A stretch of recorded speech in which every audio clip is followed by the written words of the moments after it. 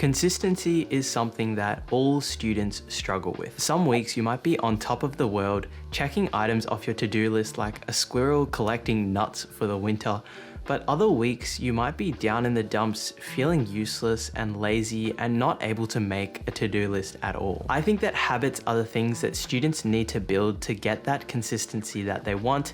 So in this video, I'll share 7 habits that I think all students should build, why they should build them, and how they can actually go about doing so. The first habit that I think is genuinely so important is getting into the habit of removing motivation from your life as much as possible. Motivation is something that a lot of students feel that they need.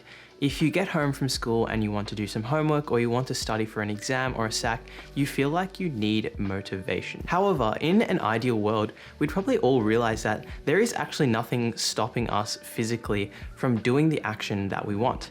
And as a result, we realize that motivation in itself is actually kind of a redundant concept, because in reality, if we really wanted to do something, we'd just do it. There would be no need for motivation. Obviously, this principle doesn't necessarily apply itself that well in everyday life, because it's undeniable that motivation does actually exist, but it's a nice ideal to keep in mind, especially when you feel like you're procrastinating on a certain task. I try to build this habit in my life by thinking about this quite regularly and thinking about the fact that I don't need motivation to brush my teeth or take a shower, so why should I need motivation to write up my to-do list or get started writing those first paragraphs? I found that a lot of the time, the difficulty that we have in procrastinating is that we don't have the motivation to even get started with a task. So by repeating this in my head, I can get started with that first sentence of the first paragraph of my essay, which can then help me get into the flow of things and actually get started on my task. Now, leading on from this, the second habit that I think is so important for students to build is getting into the habit of having a good studying environment. What I've personally found through my experience and also from watching a lot of other people study is that having a bad environment can shoot you in the foot when you're studying. If you're studying in a place that has a ton of distractions, your phone is there, your computer's open, and you're able to look at YouTube and you have people distracting you, it's almost impossible for you to get any work done in the first place. Adding on to this, even the very little things in your environment can actually influence the way that you're able to study.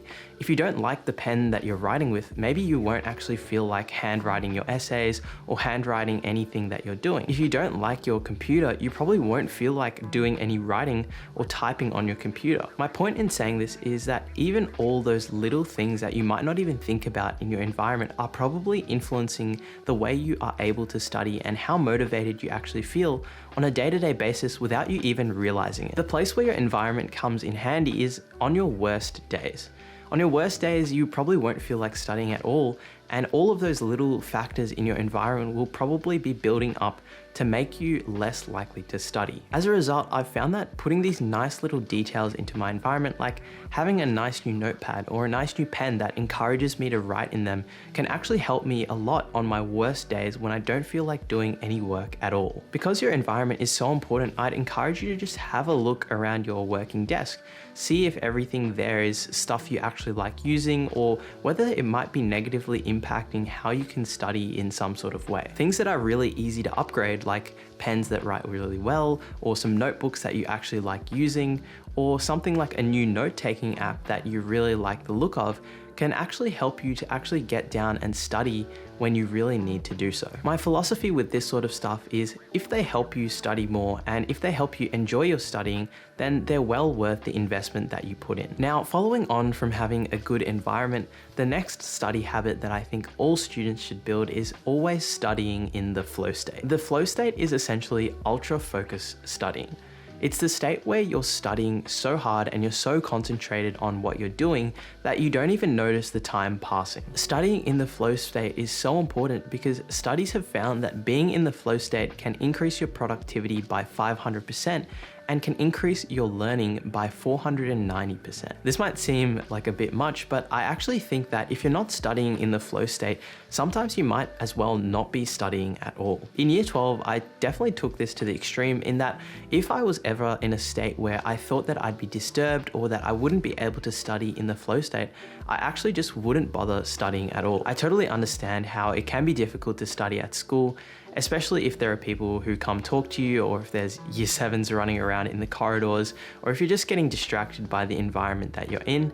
However, I would say that if you're not able to actually study in the flow state, it might be worth just using that time doing menial tasks or tasks that don't require you to use your brain that much, rather than that really intense studying. One of the most important things that I think I did in year 12 was that whenever I was doing a practice exam, I always did it in the flow state and in a place where I could not be distracted and that no one would disturb me while I was doing it. I think this is one of the biggest things to make a habit, because I think a ton of people say they study for hours and hours, but these hours and hours might not be being spent in the flow state, and as a result, they might be way more inefficient. The fourth habit that I'll talk about in this video will be sleeping well. Every time I mention sleep in one of my videos, I always think that it's a no-brainer and it's obvious that people should be sleeping a lot. But then when I go into the real world and I talk to people and I talk to my friends about how much they're sleeping, sometimes I'm really shocked about how much people are neglecting their sleep. The time while you're sleeping is the time where your brain decides whether to keep memories or to throw them away.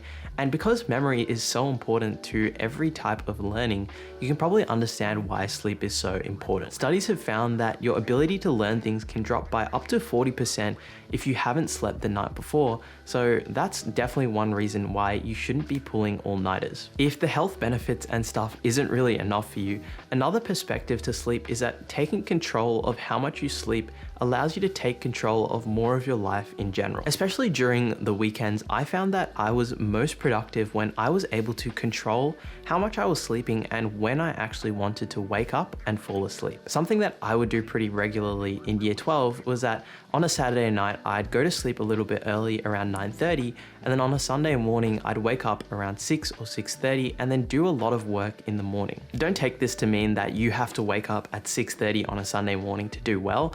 6:30 wasn't actually that early for me because I used to have to wake up at 6:30 just to go to school, but I found that actually taking that action of controlling my sleep and controlling when I wanted to wake up was really good because it let me use my time. If you're sleeping 6 to 8 hours a day, that's 1/4 to 1/3 of your day. So make sure that you're spending that time intentionally by thinking about when you want to sleep and getting good quality sleep. Before I get on to the next habit, please do drop a like on the video or subscribe to the channel if you've liked the video so far, as it would really help me out a lot. The fifth habit that I think is so important is organization. Since you'll have several SACs, assessments, and homework from different subjects in year 12, I think that organization is something that you absolutely need to have in year 12, otherwise you'll just get lost in the amount of work that you have. As a student, you never really want to fall behind or miss a task, because if you actually do fall behind, that starts a snowball effect where you have to spend time to catch up on the work you've missed, but in that time you're spending on the work you've missed, you'll be given more work that you need to catch up on again. What I did to manage my organization is that for my past tests or SACs, or any sheets that I was given in class that I needed to keep for later on, I bought these nice organizational stacky bundle things from Officeworks, and I just separated them into my subjects and I put all the sheets that I needed in there. This meant that at the end of the year, I was actually set really well because I had all of my past SACs, I had all of my past worksheets, and I had all of my assessments just ready and easily organized for me to see. What I did to manage my task is that I used my school diary, and whenever I finished a class, I'd make sure to write down any homework I had straight away, and I made sure to never leave it for later because I knew I might forget. There is just so much that you need to remember, so if you were trying to keep it in your memory, that would be like trying to drink water out of a fire hose. When I got home, what I would do is I'd take those tasks out of my diary and then I'd copy them down to a separate to-do list, because I wouldn't want to forget about the tasks just the week after because I didn't flip them over in the page or I didn't keep them somewhere. Other than having separate folders for each of your subjects and not losing your textbooks or losing your computer and losing your belongings, I think those two things are the main things that you need to do to actually stay organized as a student. The next habit in this list is one that I think is actually quite underrated,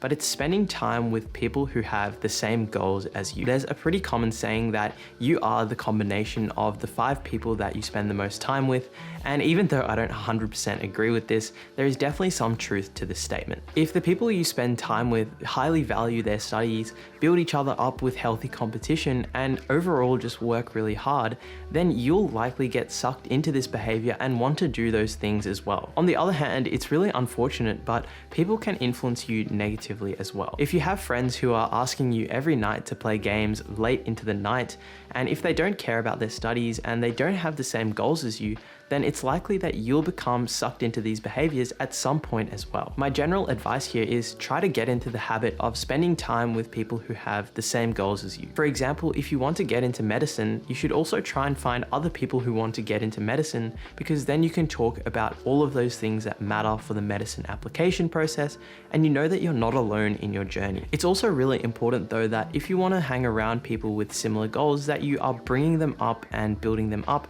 rather than trying to toxically compete with them or trying to drag others down. The best thing that you can do is be supportive, and most of the time other people will be supportive of you as well. The last habit that I'll talk about in this video is to take care of yourself. I think everyone understands why things like eating healthily, drinking water, and getting exercise are so important. Science has shown time and time again how they can influence your mood and every part of your life.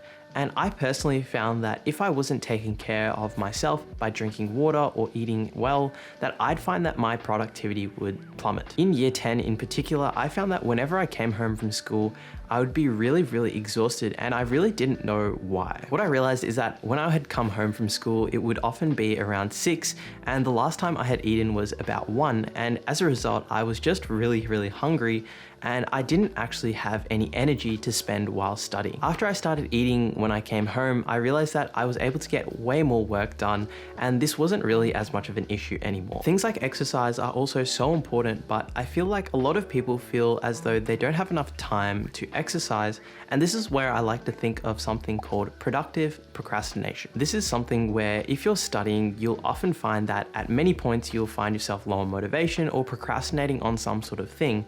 And what I find here is that instead of going on your phone or watching something like Netflix or doing something to procrastinate, what might be better is actually going for a walk or going for some exercise like a run, where you actually just take some time off to do that thing that's actually really healthy for you. When doing so, I found personally that I feel a lot better about myself, because it's not like I'm spending my time doing something that's completely useless for my future or won't build anything or provide any value for me. I'm actually doing something that's really healthy. As a result, I feel better about myself, and things like exercise or practicing instruments are actually really good for you. What I've found is that more often than not, when I come back from that exercise, like a walk or a jog, I actually find that I'm more motivated to study, and I feel better about doing so. Getting into the habit of taking care of your health and engaging in productive procrastination can overall just improve your quality of life a lot. If you liked hearing about these habits, check out this video where I talk about how high achievers start year 12. And remember that these habits are things that even I am just still working on. And even if you're able to get started and do a little bit of them, that will help you a lot.